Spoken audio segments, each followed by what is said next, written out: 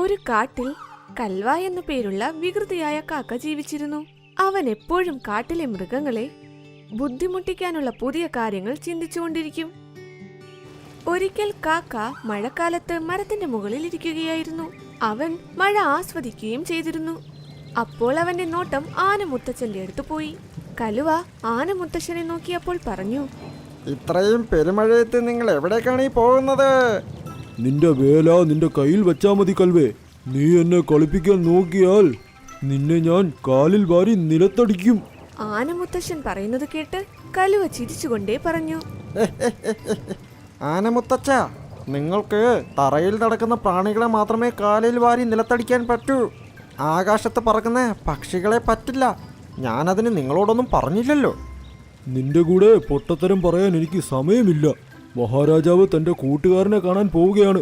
എനിക്കും അദ്ദേഹത്തിന്റെ ഒപ്പം എളുപ്പം പോകണം. കാരണം ഞാൻ മഹാരാജാവിന്റെ കാര്യസ്ഥനാ.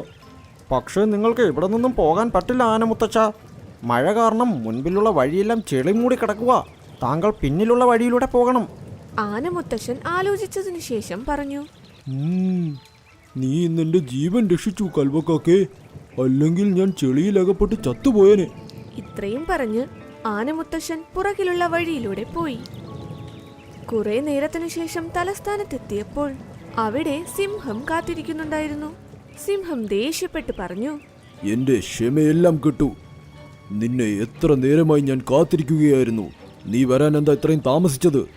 എന്റെ സുഹൃത്ത് നിന്നെ നോക്കിയിരുന്ന് അവൻ തിരിച്ചുപോയി. ക്ഷമിക്കണം രാജാവേ, ഞാൻ നേരെയുള്ള വഴിയിലൂടെയായിരുന്നു വന്നത്.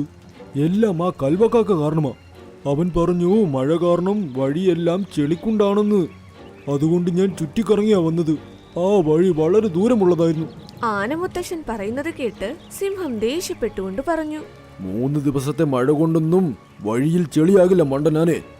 എനിക്ക് ഈ കൽവക്കാക്ക കൊണ്ട് മതിയായി. ഇവൻ നാട്ടിലെ എല്ലാ മൃഗങ്ങളുടെയും ജീവൻ നശിപ്പിക്കുകയാ.